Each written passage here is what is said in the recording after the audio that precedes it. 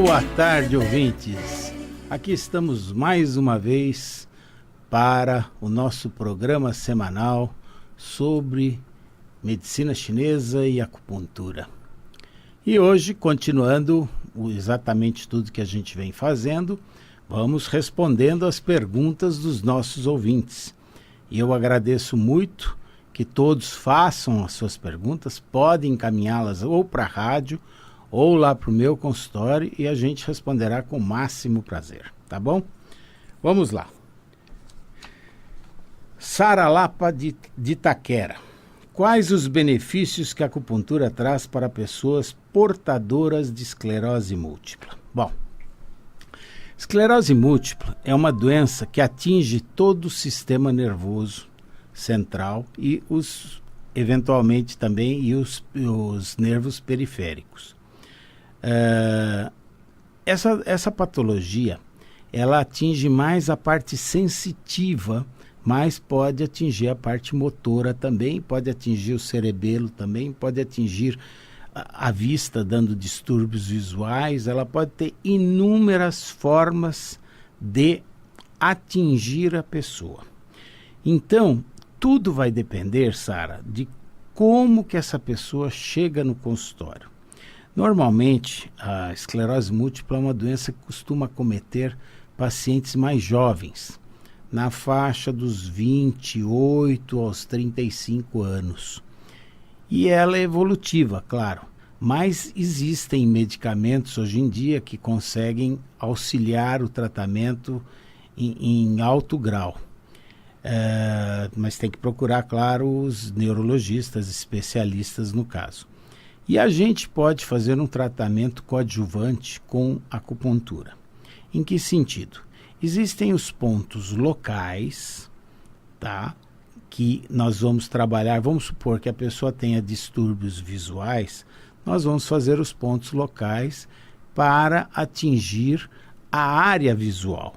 Inclusive, claro, a visão, o órgão responsável pela visão é o fígado. Então, o fígado tem que ser sempre tratado. Paralelamente a isso, também o órgão que cuida da parte dos nervos periféricos é o fígado também. Então, coincidentemente, também nós temos que tratar o fígado em dobro.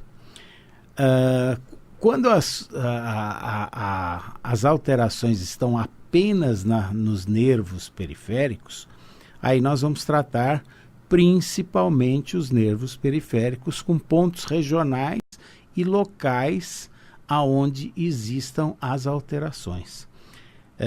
Mas paralelo a isso, a pessoa tem que ser tratada também como um todo. Então temos que tratar também a parte mental, porque é impressionante, a pessoa tem uma descompensação no momento em que ela passa um processo emocional muito forte. Então, como eu sempre digo, o paciente é um ser bio, psíquico, social, espiritual, indivisível. Então, nós vamos ter que tratar a pessoa como um todo. Mas os sintomas nós podemos tratar especificamente ou regionalmente. Existe uma outra forma que eu uso muito também, nos casos de esclerose múltipla, que chama-se craniopuntura. O que é a craniopuntura? A craniopuntura, como o próprio nome diz, crânio, puntura, puncturis, punção do crânio, a gente coloca agulhas na área craniana, da calota craniana, obviamente que é do lado de fora, né? Nós não introduzimos no osso, é pelo lado externo do couro cabeludo. E quando nós colocamos essas agulhas, nós colocamos elas também regionalmente. Existem regiões do cérebro que são responsáveis por essas alterações periféricas. Então, no momento que nós colocamos naquela região específica do crânio, que corresponde à região periférica, por exemplo, dos membros inferiores, nós conseguiríamos uma vasodilatação nessa região do membro inferior.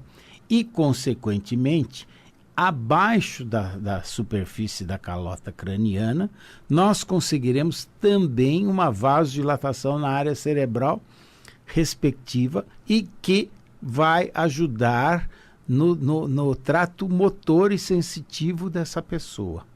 Então, nós fazemos como que um tratamento central no cérebro, mas à distância no membro comprometido. Pode ser membro superior, pode ser membro inferior, pode ser só o pé, pode ser a perna inteira, não importa.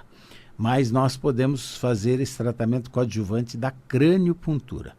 A craniopuntura tem uma característica. Ela não pode ser simplesmente realizada e deixada por 20 minutos e depois retirar a agulha. Não. Essa craniopuntura clássica, ou craniopuntura de Zu, que é o nome do criador, ela tem que ficar pelo menos de 4 a 6 horas. O ideal seriam 24 horas, essas agulhas na cabeça. Mas pelo menos de 4 a 6 horas elas têm que ficar inseridas no local.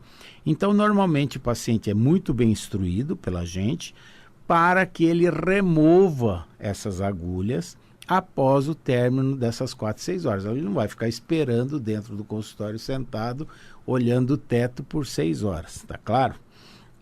Então, esse é um tratamento coadjuvante juntamente com o geral. Então, muitas vezes a gente faz o geral um dia e a crânio em outro dia. Geral um dia, nunca fazer as duas porque mobiliza muita energia. Então, a gente procura fazer cada tratamento em dias diferentes, tá bom? A mesma coisa nós fazemos para os casos de AVC também. Nós usamos muito a craniopuntura, tá? Segunda pergunta. Luciana Mucilo, moram no Tucuruvi. Meu marido tem muita dor nas costas. Ele trabalha em pé o dia todo e pega peso. Como a acupuntura pode ajudar? Bom, a acupuntura pode ajudar porque por que existe a dor, né? A dor existe porque existe digamos que uma obstrução do caminho energético daquele território do meridiano. Então, toda dor é uma estagnação de energia, vamos chamar assim. Muito bem. Na nossa medicina, aqui na medicina ocidental, o que é dor? A dor é um processo inflamatório que existe no local. E para nós, na medicina chinesa, é uma estagnação de energia. Tanto é que os antigos, o que eles faziam? Eles sangravam a pessoa. Por quê? Sangue é energia, então eles faziam o chamado sangria. Eles sangravam o local e a dor melhorava maravilhosamente. Ou também usavam ventosas, que hoje a gente não usa tanto porque as pessoas se impressionam muito com o sangramento. Sangue é uma coisa que impressiona o leigo. Então a gente não costuma fazer muito por conta dessa coisa de que algumas pessoas, por exemplo, veem o sangue e desmaiam. Então fica pior a emenda que o soneto. Mas a dor, por pegar peso, claro, existe toda a parte da fisiatria, né? De toda a fisiologia muscular e de toda a anatomia. Então, precisa ver exatamente que peso, como é que ele se agacha, como é que ele está erguendo o peso. Para isso existem fisioterapeutas e fisiatras que ensinam os movimentos adequados e corretos de pegar peso, de agachar, etc. e tal.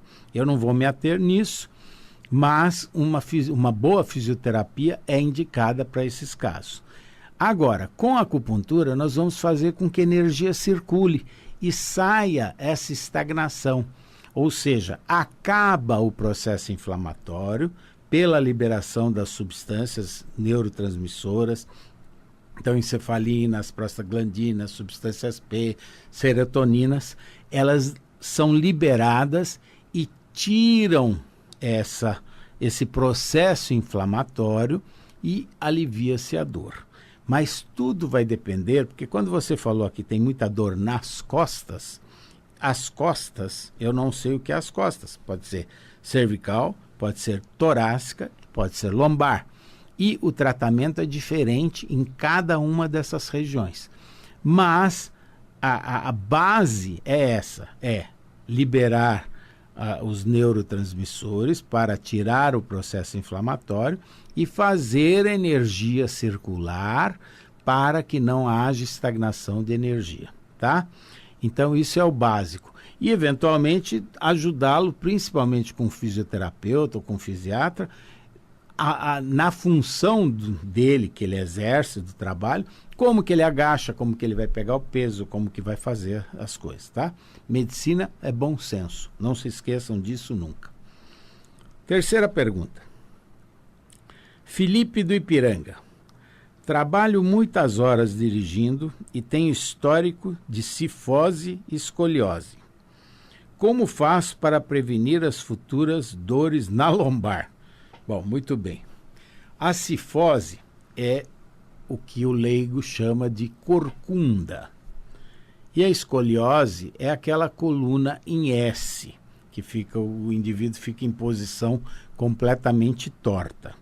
Obviamente que com o passar do tempo, todos esses casos vão gerar dor, principalmente no processo de envelhecimento. Não se esqueçam que o osso vai ficando poroso, vai ficando mais fragilizado.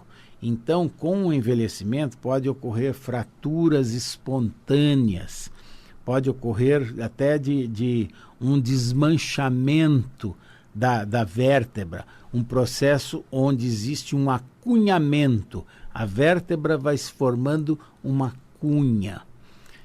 E isto é mais ou menos passível de acontecer após os 40 anos de idade. Então, a grande dica aqui não é nem a acupuntura. A acupuntura, sim, para você fortalecer o osso, para você tirar o processo inflamatório. Mas a grande dica aqui sim, fisioterapia. Esses pacientes terão que ter fisioterapeutas por toda a vida. Quer seja fisioterapeuta, quer seja fisiatra também, e quer sejam aulas de pilates. Realmente esses casos são casos crônicos e de difícil solução. Alguns, principalmente quando pegos logo na infância, você consegue com natação, com fisioterapia em cima, com tudo, vocês conseguem melhorar muito esse quadro. Mas tem que ter muita atenção para pegar a criança logo no início do tratamento. Natação é um dos esportes mais bem indicados. Os outros, corrida, etc., cuidado porque tem muito impacto. E coisas que são impactantes podem causar eventualmente fraturas, podem causar outros processos que não só esses de lesão articular e lesão óssea, tá? Muito bem. Meu nome é Cássia, sou de Perus. Tenho psoríase e quando fico nervosa, meu quadro piora. Gostaria de saber se de alguma forma a acupuntura auxilia nesse meu quadro. Bom, a psoríase, ela vem sendo bem estudada ultimamente. Ela é um quadro meio autoimune. Ela está ligado, inclusive, a dores articulares. Existe uma artrite chamada artrite psoriática, ou seja, pessoas portadoras de psoríase, elas têm tendência a terem artrite, ou seja, uma inflamação em articulações. Então ela pode ter, por exemplo, uma articulação de joelho por uma artrite psoriática, ela pode ter um cotovelo com uma artrite psoriática, ela pode ter um ombro com uma artrite psoriática. Então, a psoríase é uma doença que ela pode ser generalizada, ela pode pegar todo o corpo. Às vezes, pegam a unha, existem psoríases na unha. Às vezes, no couro cabeludo, também, que é bem raro, mas pode acontecer. Então, nós podemos ter psoríase no corpo todo. E como eu disse, é uma doença autoimune. Gente, doença autoimune é uma agressão do próprio organismo contra ele mesmo, tá? Então, como é que nós fazemos isso? Nós temos que trabalhar a imunidade desse indivíduo. E imunidade está ligado a quem? Ao fígado. Assim sendo, nós teremos que tratar do fígado dessas pessoas. E, dependendo da articulação que ela pega, essa articulação poderá ser tratada também. Então, por exemplo, se for joelho, é fígado. Se for quadril, é fígado e vesícula. Se for cotovelo, é pulmão. Se for punho, é coração. Se for ombro, é fígado, pulmão e rim. Se for tornozelo, é rim. Então, nós temos que ver qual a articulação que está sendo afetada. E nós temos que tratar também a parte geral. Aqui entra o que você está referindo, que quando fica nervosa. Muito bem. O processo emocional, quem faz o aplainamento, quem faz a limpeza das nossas emoções é o fígado. Então, o fígado é o aplainador das emoções. Então, nós temos que tratar sempre este fígado. Quais são as emoções que mais afetam os órgãos? Medo, raiva e tristeza. São as 3 emoções que mais afetam os órgãos. Consequentemente, a sua psoríase com quadro simplesmente nervoso, não. Ela tem que ter ou está passando medo, ou está passando raiva, ou está passando tristeza. E isto tem que ser trabalhado também, eventualmente, com algum psicoterapeuta. Psicólogo, psicanalista, sei lá, psiquiatra, não sei. Mas nós temos que tratar em conjunto. Então, o paciente, novamente, tem que ser visto como um ser psicossocial, espiritual, indivisível. É o que eu sempre bato na tecla. Então, para tratar essa doença, que é autoimune, nós temos que cuidar também das emoções que essa pessoa está tendo. Então, Cássia, se você fica nervosa e tem esse quadro, primeira coisa é não ficar nervosa. Como não ficar nervosa? Fazendo uma terapia auxiliar junto com o tratamento de acupuntura. E aí você consegue melhorar bastante, tá bom? Quinta pergunta. Thales mora no Jardim Bonfilioli. Sofro de lúpus sistêmico e gostaria de saber se a acupuntura pode me ajudar a prevenir futuros problemas renais. Bom, Thales, o lúpus é uma doença autoimune, mais uma vez. E, como todas as doenças autoimunes, nós temos que trabalhar toda a imunidade do paciente. E quando eu falo trabalhar a imunidade do paciente, a outra coisa que está junto da imunidade é o que nós acabamos de falar agora para a Cássia na psoríase, é estabilizar o mental, fazer com que esta mente consiga não ter raivas, medos, tristezas e etc. Então, o mais difícil é a consolidação do mental, porque em todos esses casos, consolidar o mental é algo difícil. E você falou futuros problemas renais. Realmente, por quê? Porque o órgão que mais é afetado com lúpus é o rim. E o lúpus também, tal qual a esclerose múltipla que nós falamos hoje, tal qual a psoríase, costuma atingir as pessoas abaixo de 40 anos de idade. Então é uma doença que, além de ser autoimune, ela aparece precocemente. É difícil você pegar uma pessoa com 60 anos que comece um lúpus. Não. Normalmente esse lúpus começa com 28 e tal. Existe uma forma clássica, lúpica, que é o aparecimento de uma mancha, como se fosse uma asa de borboleta, na região malar e do nariz em volta, parecendo que o indivíduo tem uma mariposa pousada ali. Essa é característica lúpica.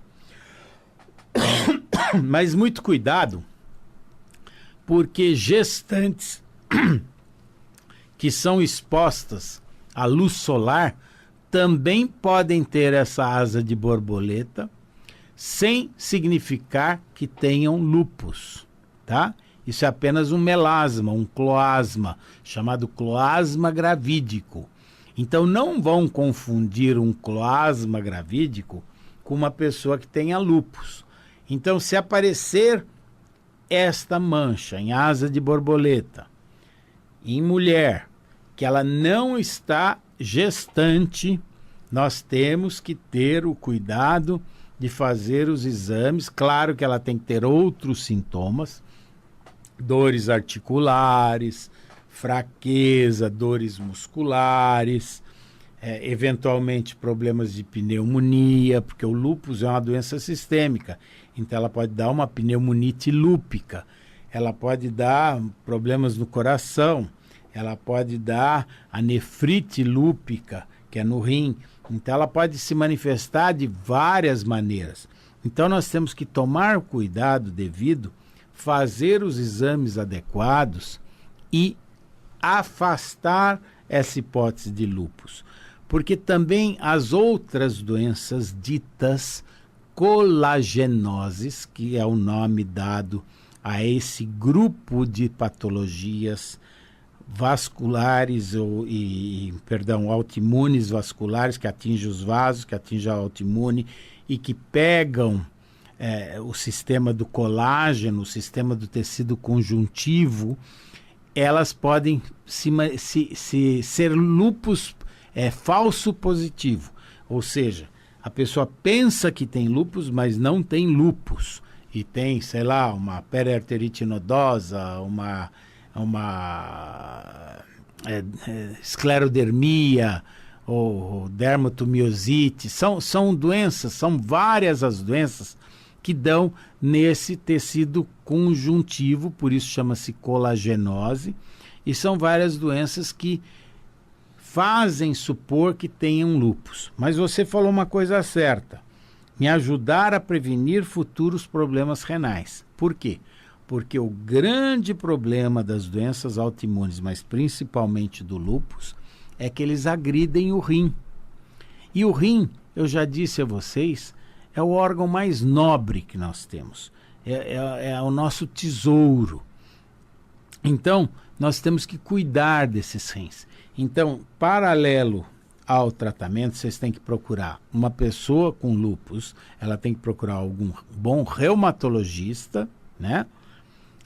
A acupuntura vai ajudar muito e um bom nefrologista, porque são esses os três que mais cuidam desta área. Eventualmente um clínico geral também é muito bom para cuidar dessa área, tá?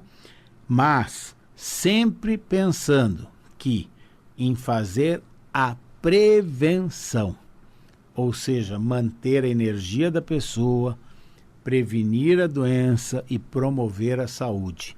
Por isso tem que ser tratado como um todo. E é muito importante que tenhamos isso em vista. E já que eu falei nisso, lembrem-se que a gestante forma esse chamado cloasma gravídico, que é também tipo asa de borboleta, mas sem ter o significado do lúpus. Muito cuidado para não confundirem uma gestação com lúpus, tá bom? Então, ficamos aqui. Muito obrigado pela atenção. Um excelente final de domingo para vocês e fiquem com Deus até a próxima semana. Muito obrigado.